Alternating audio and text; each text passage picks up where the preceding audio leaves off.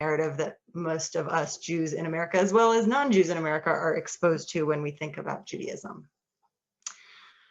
So I also want to state the other obvious problematic, which even though we know intellectually is obvious, it always bears repeating, which is that race is a construct. And we know that. We've probably all said it. We've certainly all heard it.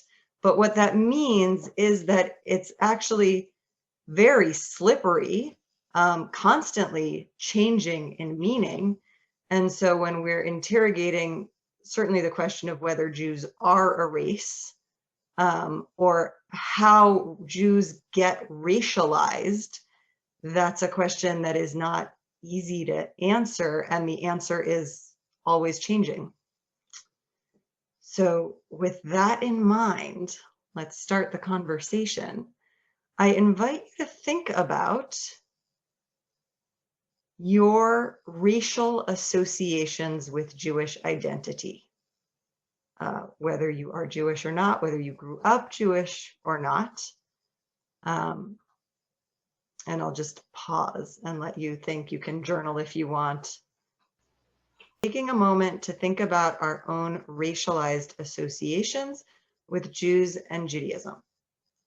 And if that prompt doesn't make sense to you or confuses you, I will ask, you don't have to respond by raising your hands, have you ever thought that someone looked Jewish? Or have you ever thought that someone you found out was Jewish, you thought, oh, that's funny, they don't look Jewish? So that would be an example of a racialized association with Jews and Judaism. Have you ever thought that someone really had Jewish smarts, or if you're Jewish, felt proud of how smart Jews are? Or thought, wow, that person's not very smart. It's weird that they're Jewish. That would be another racialized association with Jews. So, you know, which is a slightly, it's an overlapping Venn diagram, but not exactly the same thing as stereotypes.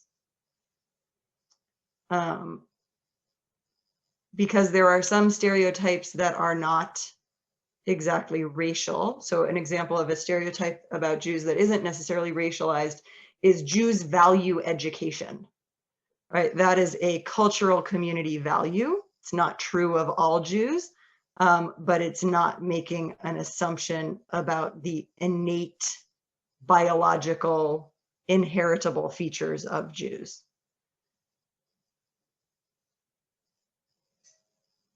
So given that we are a crowd of 20 people, I am going to suggest that we break into breakout rooms for a few minutes. Let's have 4 screens per breakout room. And you can just discuss this discussion question, which is, what racialized associations have you had with Jews? What does it bring to mind to label those associations as racialized associations? And let's take 10 minutes to do that. Oh, and there's a third discussion question. I will type these into the chat in a moment and broadcast them to everybody. What racialized association have you had with Jews? What does it do to label those associations as racialized associations? And this is a rough question. Upon reflection, what Jews do those associations wind up invisibilizing or excluding? Nina's going to prepare the breakout groups while I type the questions in the chat. And when you get an invitation to join a great breakout group, please join it.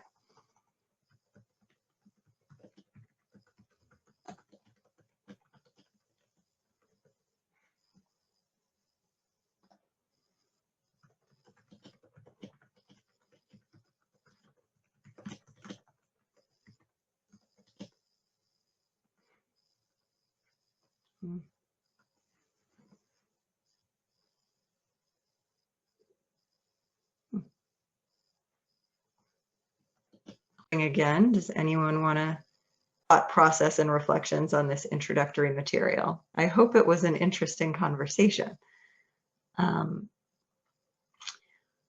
So a couple of the obvious problematics of racializing Jews. One is that certainly according to the count in the piece by Kalman et al. In the introductory materials called Counting Inconsistencies, it seems that a reasonably educated guess would place the population of Jews of color in this country at about 12 to 15% of all Jewish identified people in this country.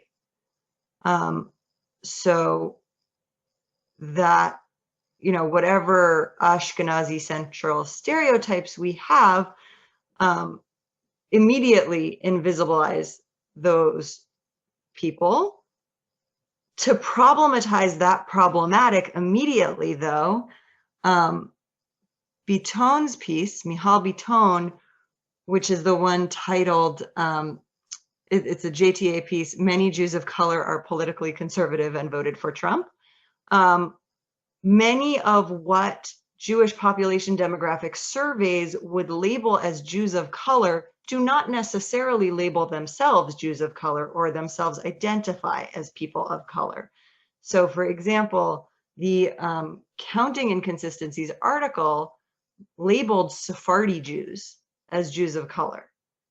Sephardi Jews, just to give a brief recap of Jewish ethnic history, Ashkenazi Jews are Jews either descended from, adopted into, converted into the cultural traditions of Central Europe, based in Germany. Ashkenaz is the Yiddish word for Germany. Sephardi Jews are the Jews descended from, adopted into, converted into the cultural Jewish practices of the medieval Jewish Spanish community. Sfarad is the Hebrew word for Spain. So because of migration patterns, many North African Jews or Jews of North African descent identify as Sephardi. Many Jews of Spanish Portuguese descent are Sephardi. Some Jews of British descent are Sephardi.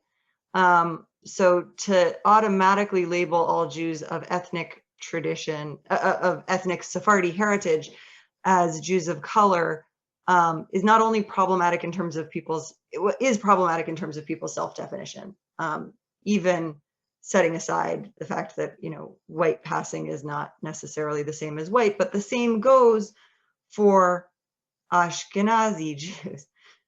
But before I get to that, you know, going further in Michal Biton's piece, many Middle Eastern Jews don't necessarily identify as Jews of color. Many Latinx Jews do not necessarily identify as Jews of color. And as she points out, many people in the Latinx community don't identify with the term Latinx, which is only for a small subset of that term. So it's very hard to talk about this impeccably. And part of what we're doing is consistently compounding our problematizing of the problematics. So when we try to racialize Jews, especially based on Ashkenazi assumptions, we're leaving out 12 to 15% of the population, possibly. And then there is this whole question of, are white Jews white?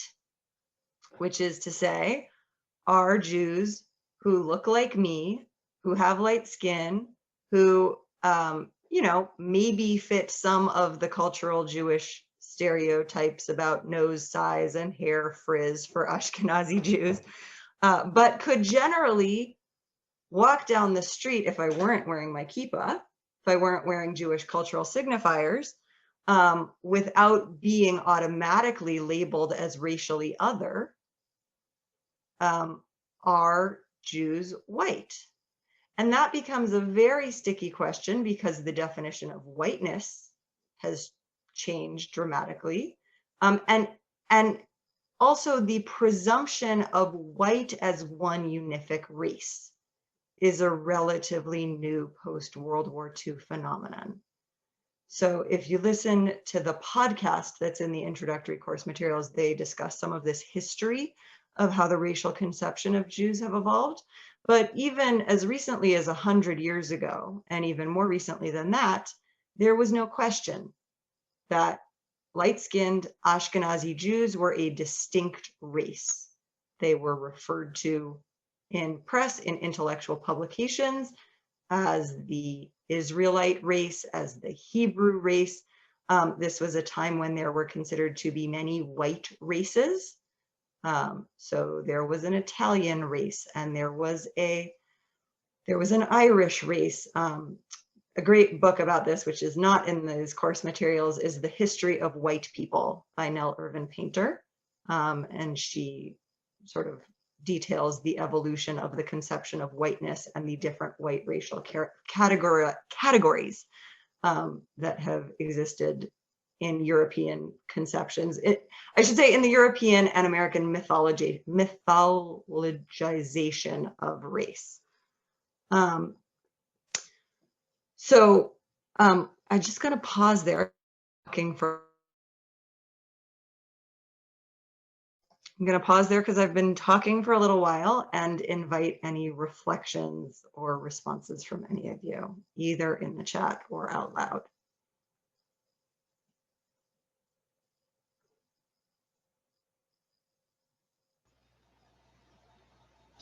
I think it might be helpful to talk a little bit more about what you mean when you say racialize, because that's not a term that we use very much. And I know you've been talking about it now for half an hour or whatever, but okay. I don't know that it was really defined.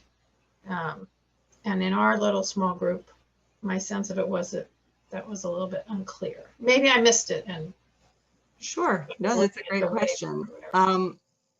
So when I use this term, I'm not using it in any perfect scholarly definition, but I mean define in racial terms. And I understand that to be fairly vague, again, because race is this construct that isn't real. But so the Encyclopedia Britannica entry on race is a really helpful resource for this. This is also in the introductory course materials, but it defines some common features of racial thinking, which are to ascribe various characteristics based on blood, based on a sense of blood connection to a given community. So that's why at the beginning I suggested that Jews value education is a stereotype, but is not a racialized stereotype, because a group of people can commonly value education as a cultural value without a presumption that they share blood and that these are innately heritable, that's an innately heritable trait. Whereas Jews are intelligent is a racialized stereotype, because intelligence is presumed to be somewhat genetic. Does that make sense? Okay. Great question, Nina. Thank you for asking me to delve deeper.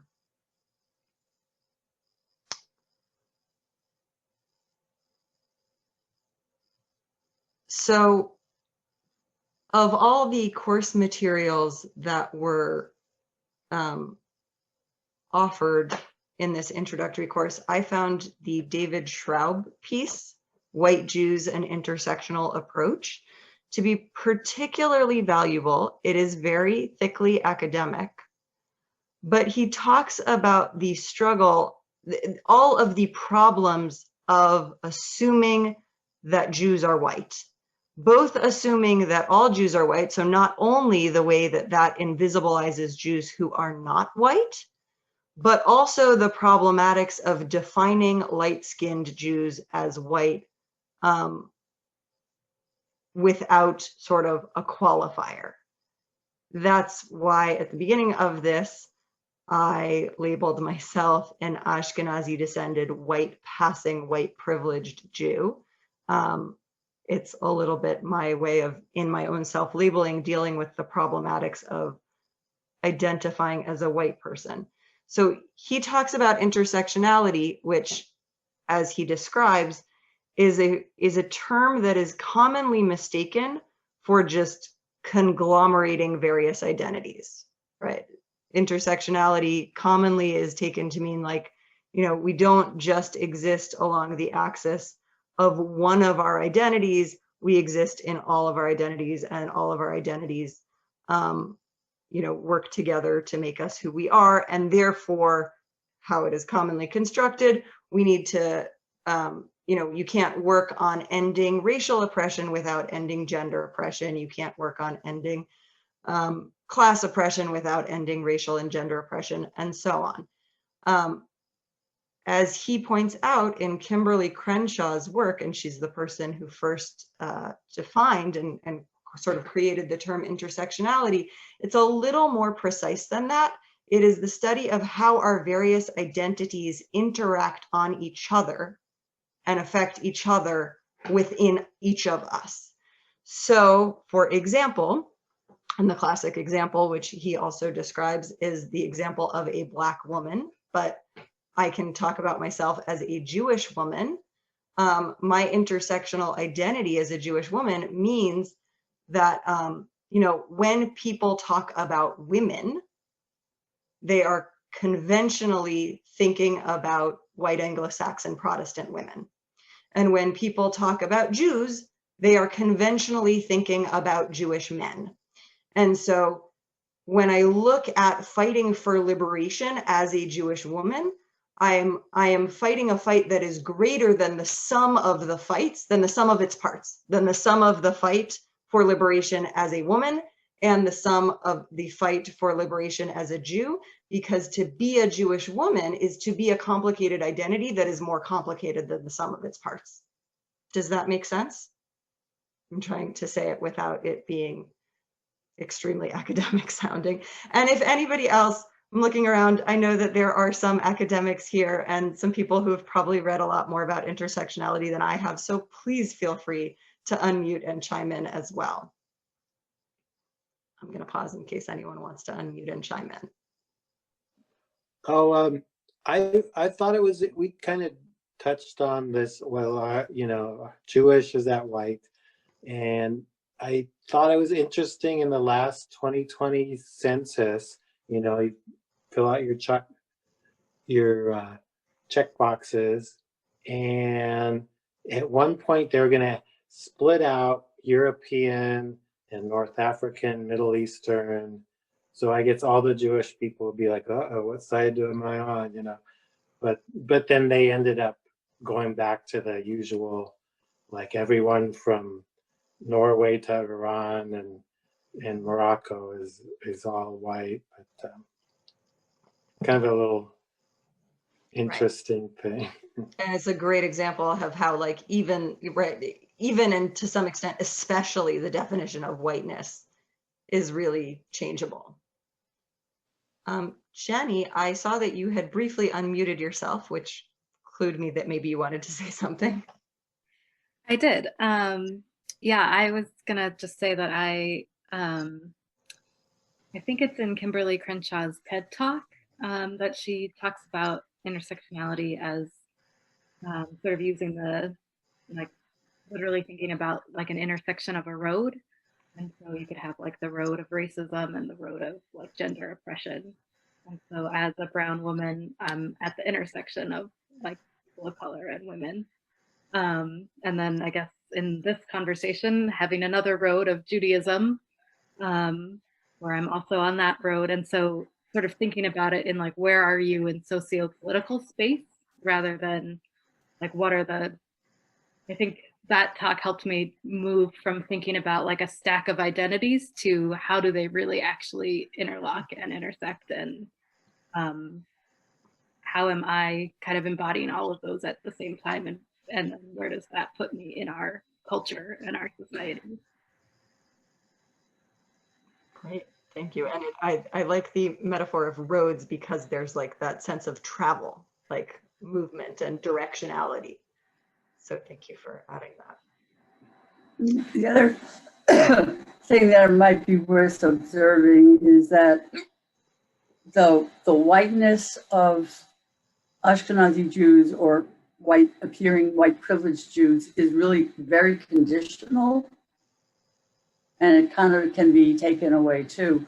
And people may know that piece that's, I think, from the 80s about white privilege, the invisible knapsack, Peggy McIntosh's piece. And she has a whole bunch of things that help people who are reluctant to see themselves as privileged understand that if they're white, they're privileged. And she goes through some very ordinary kinds of things, like nobody questions you when you try to cash a check, and the Band-Aids match your skin and all that kind of stuff.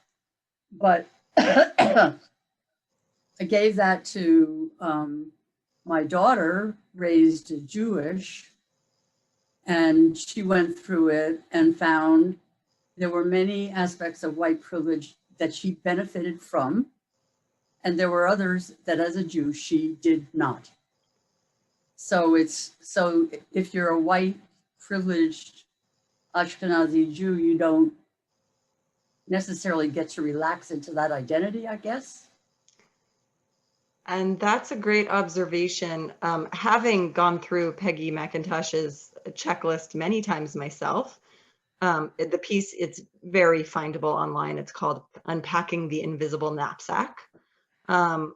One thing that strikes me about it is very difficult as someone with this intersectional identity to go through the checklist at all and know how to check off this checklist. Because if I think of myself as a white person, then my answers are necessarily different than if I allow my understanding of myself as Jewish to be brought to bear in the conversation about privilege and oppression. So for example, right, one of the things that's on the checklist is I can easily go throughout the day only interacting with people of my own racial identity. Probably true if my racial identity is white. Definitely not true if my racial identity is as a white Jew. I can open any textbook and see people of my own identity portrayed in a positive light as protagonists and heroes of history. If I identify as white, then obviously I have to check that off. If I find that my primary cultural identity is as Jewish, then I have like a really complicated relationship to that. So, for example, I definitely recommend taking a closer look at that. It's, as I said, very Googleable. Marian, was there something else you wanted to say about that? Mostly that it just seems like it's really a conditional status for people who are really not Anglo-Saxon almost. Okay.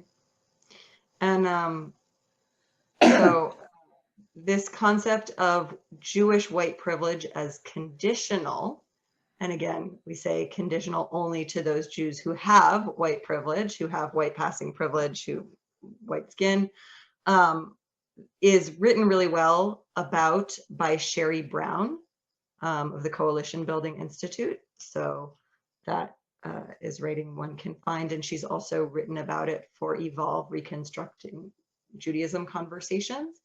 And it has also been written about in a widely circulated webzine published in 2007 called The Past Didn't Go Anywhere by April Rosenblum. And it has also been written about by Latina Jewish scholar and poet Aurora Levin Morales.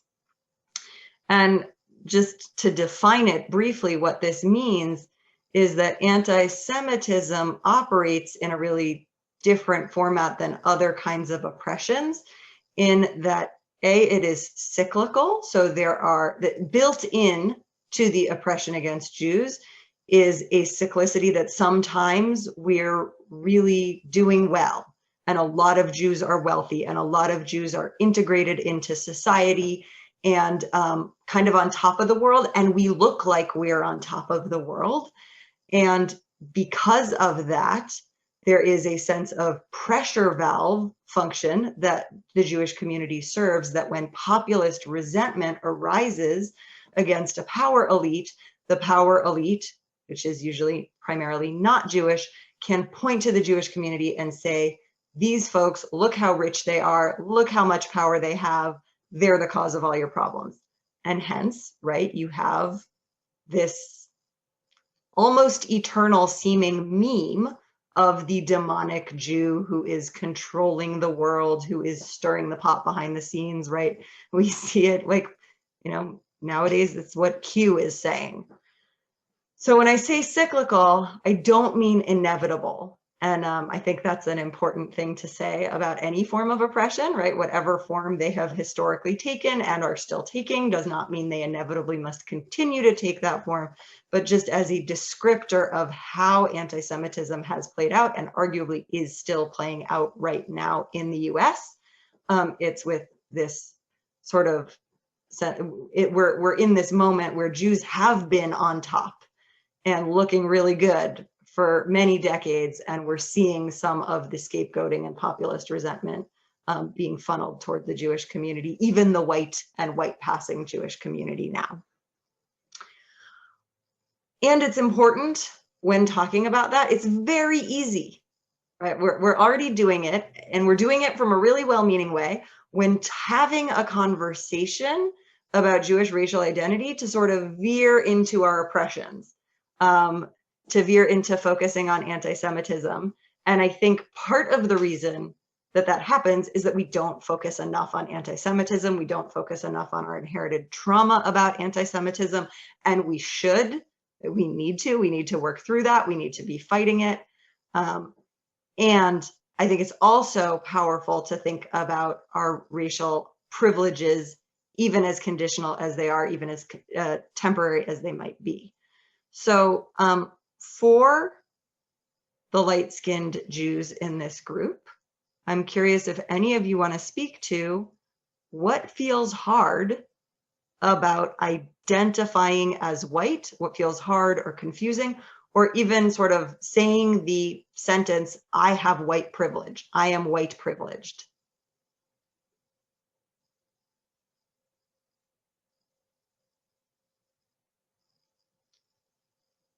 You don't have to answer that out loud, but I encourage you to take down the question and maybe journal about it. Does it feel hard? Do you resist the idea that you are white privileged, that you have white privilege? I don't resist the idea that I have white privilege. I know that from every day. But I also don't identify as white. As I said in my small group, when there's a survey or a census, I resist identifying myself as white. I'm Jewish, I'm not white. Yeah, I feel you. And I have the same resistance. And I think David Traub's piece speaks really well to that. So I'm gonna try to briefly unpack some of what he's describing in this piece. He says that we need to treat white Jew as an intersectional identity in the same way that we would treat Black woman or brown trans person as an intersectional identity. That one thing that we miss in these conversations about intersectionality is that they too can fall into this assumption of whiteness as neutral, and whiteness is not neutral.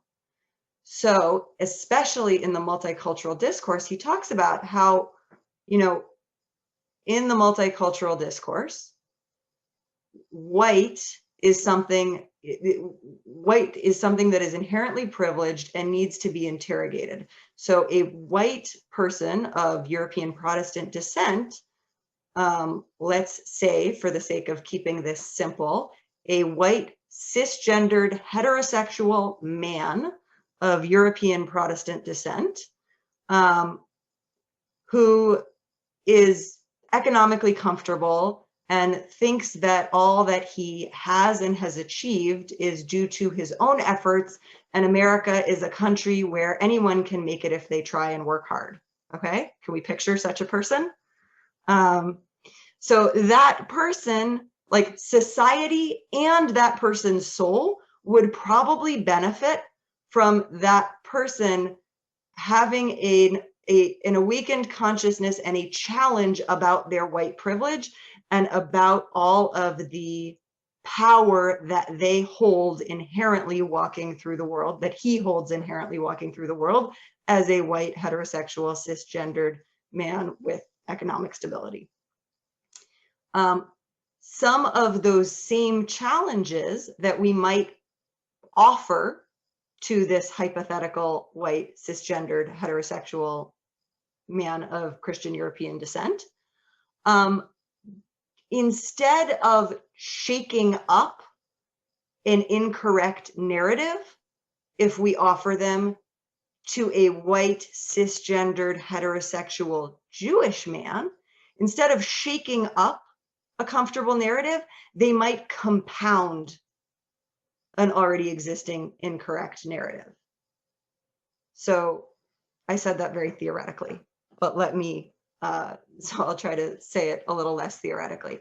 If there's already a mythology, and there is already a mythology, that Jews control the media and Jews control finance, then applying the challenge to white, the general challenge that needs to be challenged to white people of, you need to think about the control that whiteness has over media and has over financial systems and has over government.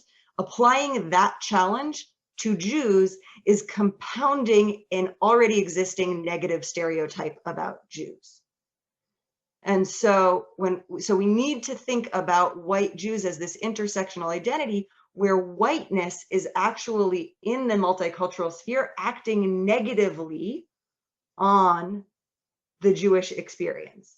And so anybody who, like on a college campus, any white-skinned Jew who has found themselves sort of being challenged because Jews control the media, can attest to this, to the problematics of the white Jewish intersectional identity. I'm sorry, I think I just talked about that in a more complicated way than I needed to. So I invite you to sort of speak back to me and ask me to break it down or correct me. Rabbi Ruhi, Yeah. just to look at it a different way, I've always identified as white, but I never identified as privileged. I grew up as poor in a poor neighborhood, and to me, privilege denoted a certain income level and a certain house you lived in. So it didn't occur to me that I was privileged until I went to college. And it was only because of a merit scholarship I was able to go to college. But then I saw differences, and then I understood differences. So privilege can be looked at. You're not born, because you're white, you're not born privileged. I mean, that's part of an economic category that should be factored in. Right. So if we think of privileged as this sort of binary thing where, you know, enough dominant attributes, we could say, and you call someone privileged, and few enough and you don't, then absolutely we would say, like, some people are privileged even if they are white, even if they're not white, some people are not privileged even if they are white.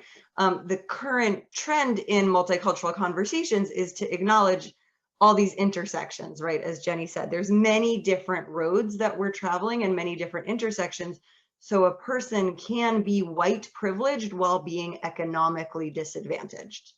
A person can be economically privileged while being racially oppressed. A person can be economically and racially privileged by while experiencing gender oppression. So that it's not this either or of, are you privileged or not, therefore you have to like work hard and feel guilty, you know, you have to feel guilty or you're a good person. But that, like, for most of us, we have some privileged identities. We have some of these axes or some of these roads are easier for us to walk. And for most of us, some of them are not. Some of them are disadvantaged. But I appreciate you bringing up that point, particularly, Sharon, because David Schraub writes about so this is why it's really problematic. There is this hashtag that has been used on the far right and far left about Jewish privilege, and it's sort of speaking the language of multiculturalism and thinking about interrogating privilege, when what Jewish privilege means is white privilege on steroids, right? The presumptions that we make about whiteness being dominant and hegemonic, meaning like culturally controlling, you know, because whiteness and white narratives do control the media, right? And do control the government and do control finance. And when people are talking about Jewish privilege, it's again that sort of anti-Semitic redirect of Jews as the ultimate white demon, which both invisibilizes Jews of color and continues to oppress Jews of any color, white Jews as well, who are pushed into this racial category that is not just white, but like ultra white, worse, you know, more oppressive than white. I'll pause and see if that makes sense, or folks want to comment on that.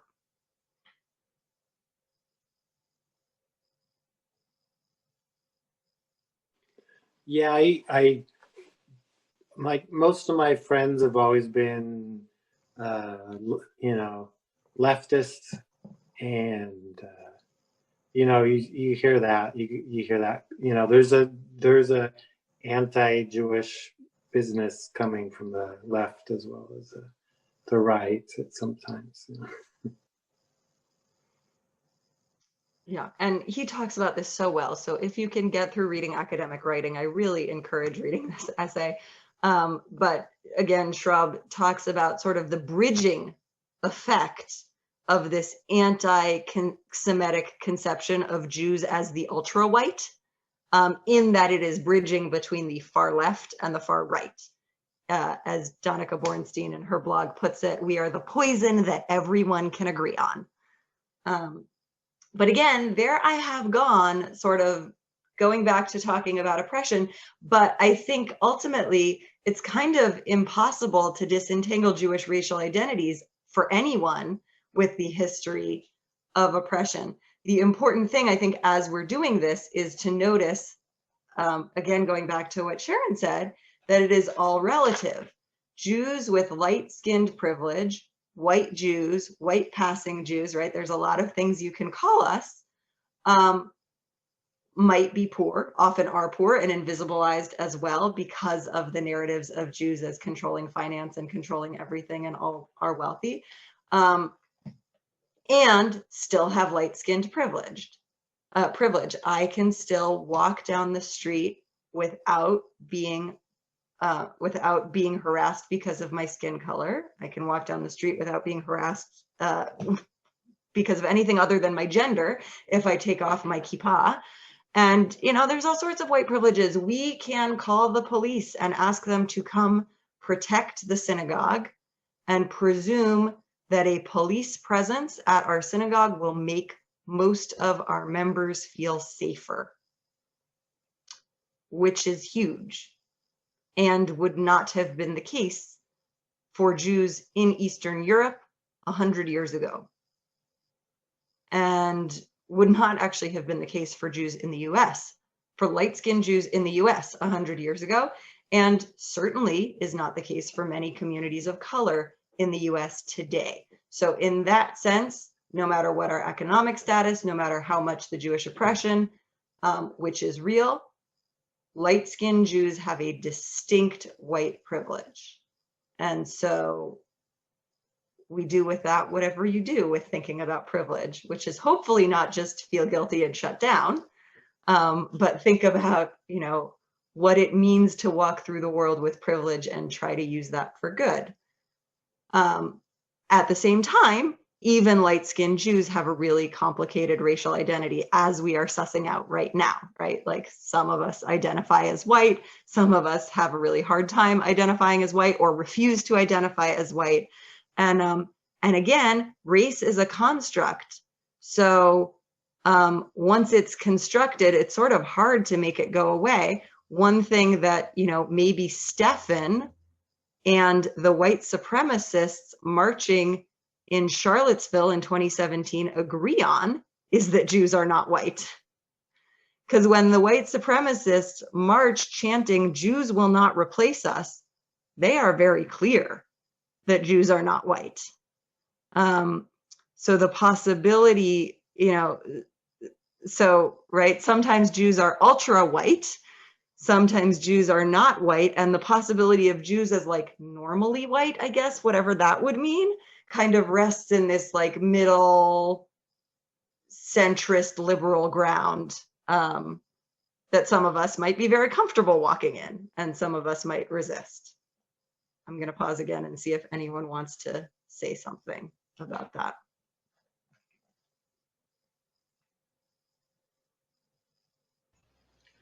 I think it's interesting to answer the question of what feels hard about identifying as white for those people who do identify as white. And I hope that we have more time at some point to talk about that. So let's actually, in the interest of people getting to be vulnerable without being recorded and in small groups, let's break Layla Saad's book, Me and White Supremacy, is a good structure for taking people sort of through their own, taking white privileged people through their own resistance to looking at racial privilege. And one thing I appreciate about the book is it does not demand that its reader identify as white, just that its reader identify as having white privilege. And Surge, Showing Up for Racial Justice, is a local group of white people sort of helping each other kind of work through their own racialized conditionings towards, it stands for Showing Up for Racial Justice, towards learning to be better allies. I do want to say, I certainly in my small group, I heard some admissions of guilt. And I expect that might not have been the only group. The point of these I think it's natural that some shame comes up in these conversations. Conversations about race tend to make people feel scared and make people feel ashamed. The point is not that any of us are bad people.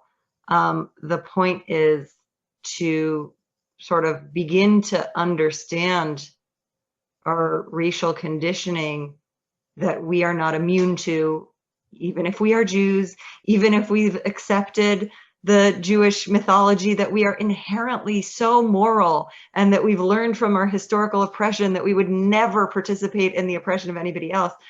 But to sort of see that like we're still surrounded and embedded in a racial conditioning that we have the choice every moment of either accepting or, challenging. And we're probably not going to make the same choice every single moment. And the goal is cannot be to be the perfect anti-racist ally every single moment, but to begin to awaken and to begin to show up.